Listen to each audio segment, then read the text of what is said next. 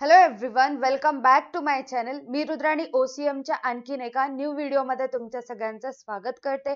आजच्या व्हिडिओमध्ये आपण व्यवसाय संस्थेसाठी विपणनाचे महत्त्व डिस्कस करणार आहोत. याच्या अगोदरचा जो व्हिडिओ होता तो समाजासाठी विपणनाचे महत्त्व, त्याच्यामध्ये मी सगळे पॉइंट्स कव्हर केलेले आहे. सो या व्हिडिओमध्ये आपण आता व्यवसाय संस्थेसाठी विपणनाचे महत्त्व चेक करणार आहोत. बघा, पहिला जो महत्व आहे जागरूकतेत वाढ. पहिला कोणता महत्व आहे? जागरूकतेत वाढ. कोणाच्या? ग्राहकांच्या जागरूकतेत वाढ. म्हणजेच की एकंदरीत जागरूकतेत वाढ म्हणजेच काय? एखादी व्यवसाय संस्था असेल, एखाद्या वस्तूचं उत्पादन जर करत असेल, भविष्यामध्ये ती वस्तू मार्केटमध्ये लॉन्च होणार आहे याची एक्साइटमेंट ते आत्ताच आपल्याला दाखवून देतात. म्हणजेच की for example Thar 5 door Thar मार्केटमध्ये भविष्यात येणार आहे, बट त्याची एवढी ऍडव्हर्टाइजमेंट केलेली असते की आपल्यामध्ये एक जागरूकता निर्माण होते की आपल्याला ती 5 डोरची कार आपल्याला परचेस करायची आहे. जेव्हा ही लॉन्च होईल त्यावेळेस आपल्याला ती कार थार परचेस करायची आहे. आपल्यामध्ये क्युरियोसिटी वाढवण्याचं काम म्हणजे जागरूकता वाढवण्याचं काम विपणनाद्वारे केलं जातं. बघा, फर्स्ट आहे जागरूकतेत वाढ. सध्या अस्तित्वात असलेल्या वस्तू विषयी, नवीन येणाऱ्या उत्पादनाविषयी. 5 डोर थार नवीन येणार आहे, आणखीन आलेली नाहीये. आणि कंपनी बाजारात विकत असलेल्या वस्तूंविषयी जागरूकता निर्माण होण्यास विपणन मदत करते.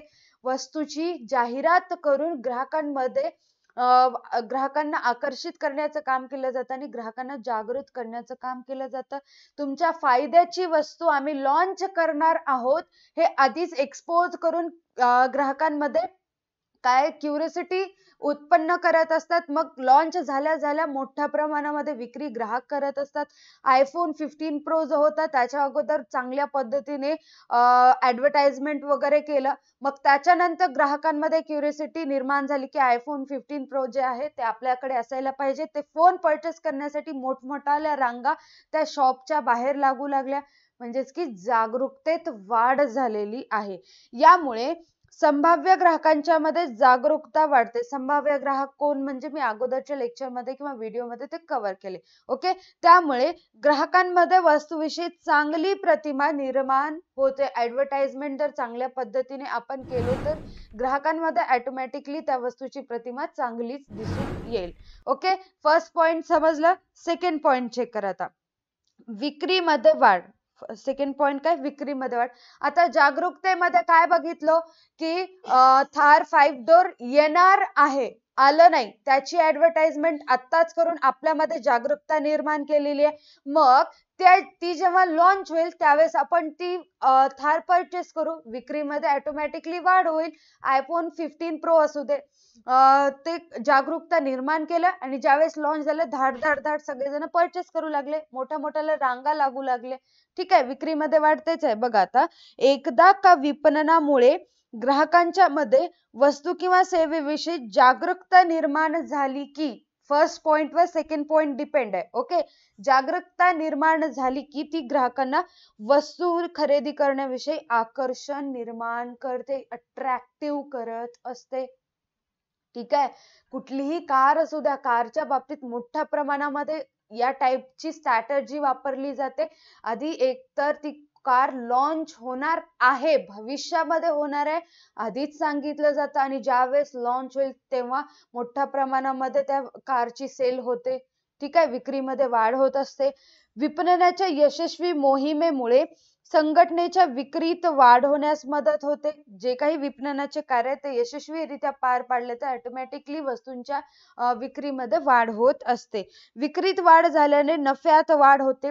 जितक्या जास्त प्रमाणामध्ये वस्तूंची विक्री होते तेवढा नफा जास्त मिळतो. या प्रकारे वाढलेला नफा व उत्पन्नाची व्यवसाय पुनर्गुंतवणूक म्हणजेच काय? आलेला नफा व्यवसायामध्येच इन्व्हेस्ट करणं.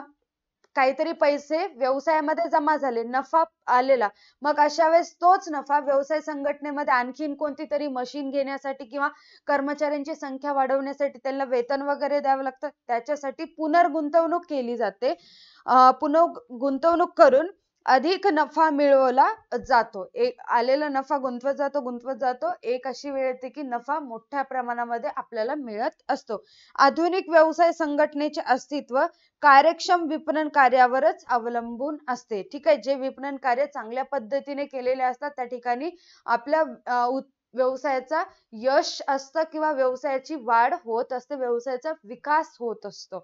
आता ते विपणन कार्य कोणते ते येणाऱ्या व्हिडिओमध्ये आपण बघणार आहोत. ओके. थर्ड पॉइंट आहे विश्वासार्हतेची निर्मिती. थर्ड पॉइंट काय? विश्वासार्हतेची निर्मिती. ट्रस्ट बद्दल बोललेला आहे. विश्वासार्ह असा नावलौकिक असणाऱ्या व्यवसायांकडूनच ग्राहक वस्तूंची खरेदी करतात.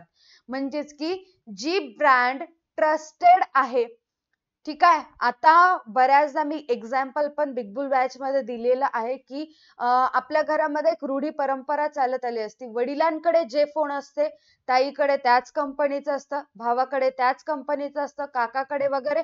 म्हणजेच काय, नावलौकिकता, ट्रस्ट बसलेला आहे त्या कंपनीच्या किंवा त्या ब्रँडवर. काहीही झालं तरी ती वस्तू आपण एकदा घेतल्यानंतर परत त्याला जास्त खर्च वगैरे करावा लागत नाही किंवा दुसरी वस्तूकडे आपण जाणारच नाही. इतकं ट्रस्ट त्या वस्तूबद्दल निर्माण झालेलं असतं.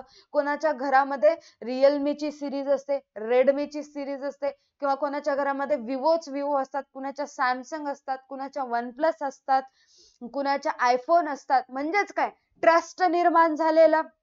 वस्तूबद्दल बोलू शकतो आपण. बऱ्याच वस्तू आहेत अशा. कशाबद्दल? जे डिटर्जंट वगैरे वापरतो आधी घडी होतं, त्याच्यानंतर फेना कसं काय आलेलं घरामध्ये? म्हणजे त्यांनी मार्केटिंग स्ट्रॅटेजी वापरलेली. फेना सोबत मोठे मोठे डब्बे कंटेनर सुद्धा देतात. त्यामुळे मोठ्या प्रमाणामध्ये फेनाची विक्री होऊ लागली. म्हणजेच काय, ट्रस्ट निर्माण होऊ लागलेला आहे. काहीही करून ग्राहक त्या ठिकाणाहून तुटणार नाही, त्या विक्रेत्याकडून तो ग्राहक तुटणार नाही. चेक करा. कॅमेल बद्दल बोलू शकतो. ठीक आहे. कंपोस्ट बॉक्स, जॉमेट्री बॉक्स आपण आधी वापरायचो, आता थोडा कमी झालेला, आपल्याला तेवढा उपयोग होत नाही. बट जे जॉमेट्री बॉक्स आपण आधी वापरायचो त्यावेळेस कॅमेल नाव हे फेमस होतं. ठीक आहे. नोटबुक बद्दल बोलायचं असेल तर आधी क्लासमेट नाव फेमस होतं. या टाईपचं ट्रस्ट असेल तर आपण इतर कोणत्याही ब्रँडकडे न जाता त्याच ब्रँडकडे आपण जात असतो. ग्राहकांमध्ये विश्वास निर्माण करण्यासाठी काही कालावधीची गरज असते, टाइम पिरियड लागतो. असं नाही की वस्तू आत्ताच मार्केटमध्ये आली आणि लगेच ग्राहकांच्या मनावर राज करू लागली, असं होत नाही. थोडीशी कालावधी गेल्यानंतर त्या वस्तूची गरज जेव्हा ग्राहकांना समजते त्यावेळेस मोठ्या प्रमाणामध्ये त्या वस्तूची विक्री होत असते. त्यासाठी कालावधी लागतो, टाइम पिरियड असतं. ग्राहकांच्या मनात विश्वासार्हता निर्माण झाल्यानंतर, ट्रस्ट निर्माण झाल्यानंतर व्यवसायासाठी एकनिष्ठ ग्राहक मिळवण्यास मदत होते. कारण ते ग्राहक एकदा आपली वस्तू खरेदी केला आणि त्याच्यामध्ये आपल्याबद्दल ट्रस्ट निर्माण झाला तर तो ग्राहक कंटिन्युअसली आपल्याकडेच वस्तू खरेदी करेल, दुसरं कोणाकडेही जाणार नाही. फॉर एक्झाम्पल, तुमच्या घरातलं घेऊ शकता.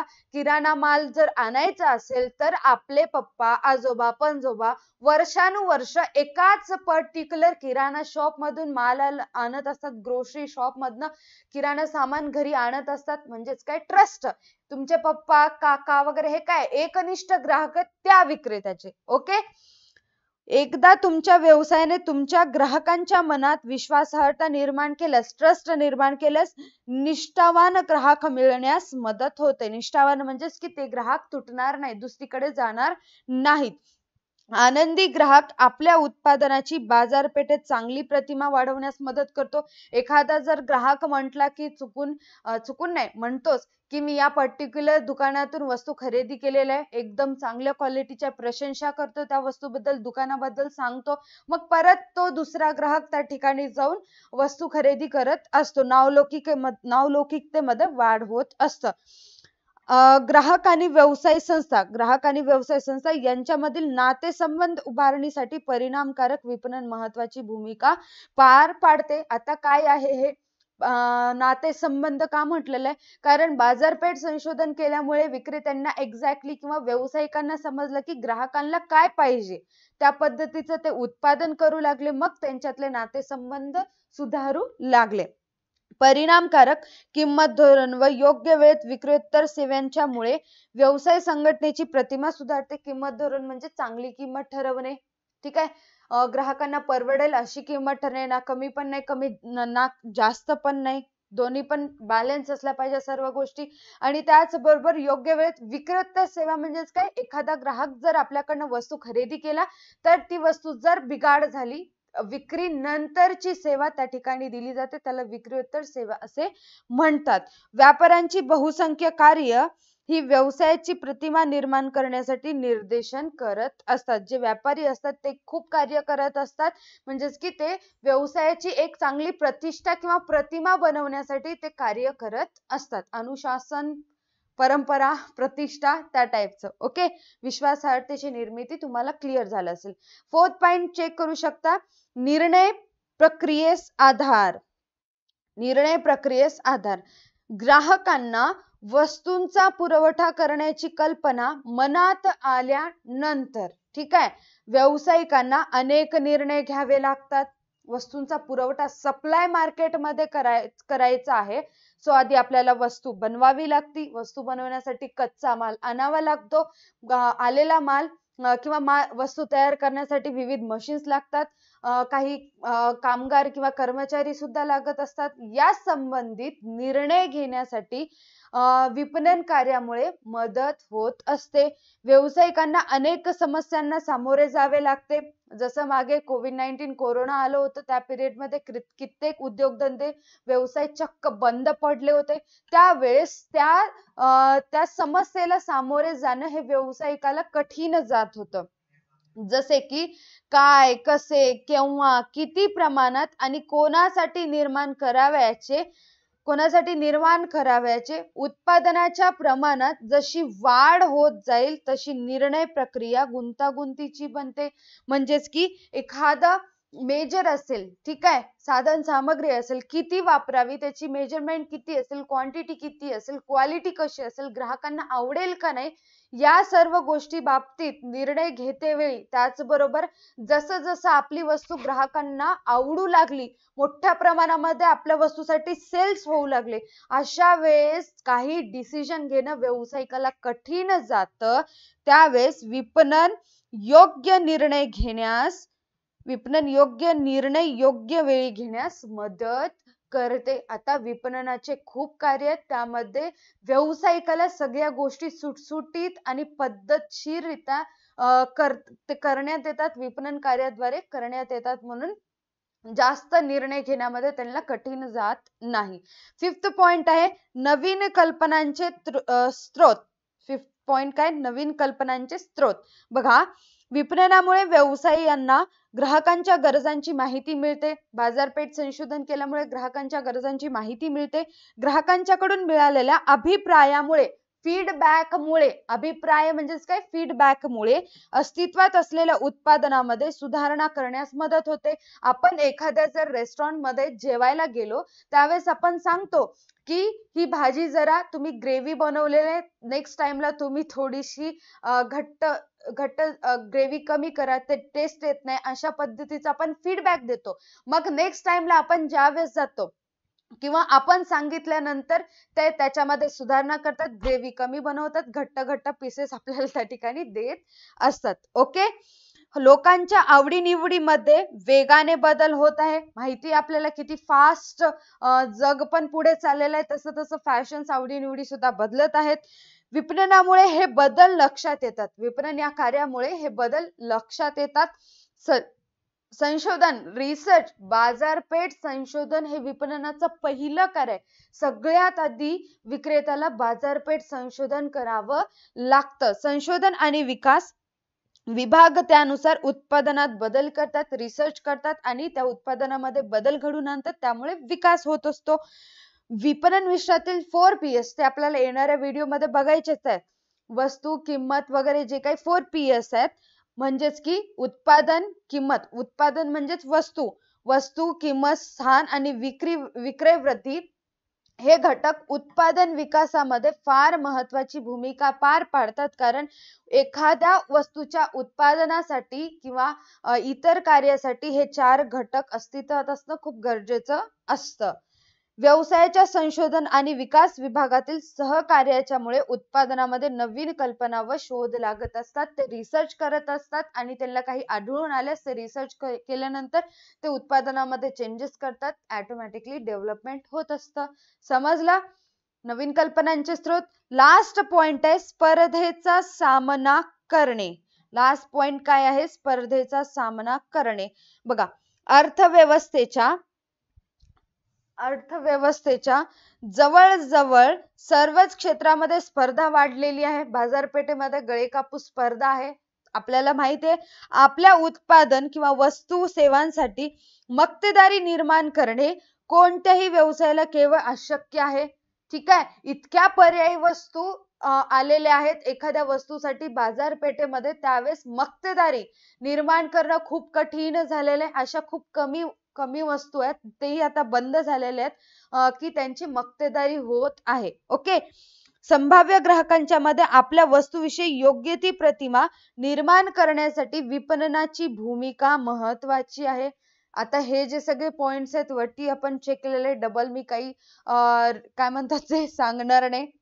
विपणनाची मदत फक्त वस्तू आणि सेवा ग्राहकांच्या पुरवण्याविषयी मदत डबल पॉइंट आलेला आहे, फक्त वस्तू आणि सेवा ग्राहकांना पुरविण्याविषयी एवढीच नसून, काय म्हटलेलं आहे, फक्त विपणन हे ग्राहकांना वस्तू आणि सेवा विकणे एवढंच नसून त्या खरेदी करण्यासाठी ग्राहकांना प्रवृत्त करणे, आकर्षित करणे यासाठी सुद्धा विपणन कार्य काम करत असतं.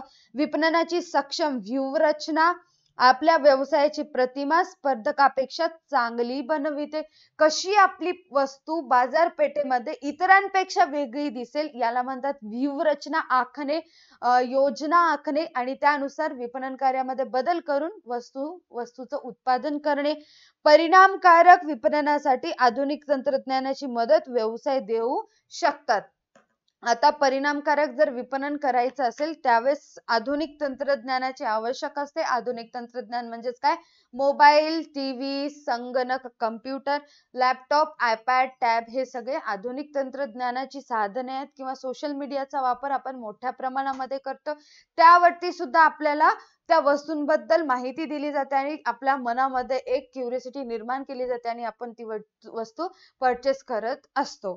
ठीक आहे, तुम्हाला हे 6च्या 6 पॉइंट क्लिअर असतील तर या व्हिडिओला लाईक करायचे, चॅनलला सबस्क्राईब करायचे किंवा या व्हिडिओमध्ये काही डाऊट असेल तर तुम्ही नक्की विचारू शकता. हा जो टॉपिक आहे बिग बुल बॅच मध्ये ऑलरेडी झालेला आहे, त्यांच्यासाठी रिव्हिजन लेक्चर आहे. सो तुम्ही पण बिग बुल बॅच जॉईन करू शकता. यामध्ये 3 सब्जेक्ट घेण्यात येतात, ओसीएम, इकॉनॉमिक्स आणि अकाउंट्स. आणि त्याच बरोबर मागे एक व्हिडिओ आला होता त्याच्यामध्ये आन्सर शीट, ठीक आहे, उत्तर पत्रिकेचं स्वरूप कसं असायला पाहिजे, पेपर प्रेझेंटेशन कसं असायला पाहिजे त्याच्याबद्दल व्हिडिओ आलेला आहे. तो व्हिडिओ पाहिला नसेल तर पाहून घ्या. आजच्या व्हिडिओसाठी एवढं. Study by tech can stay connected.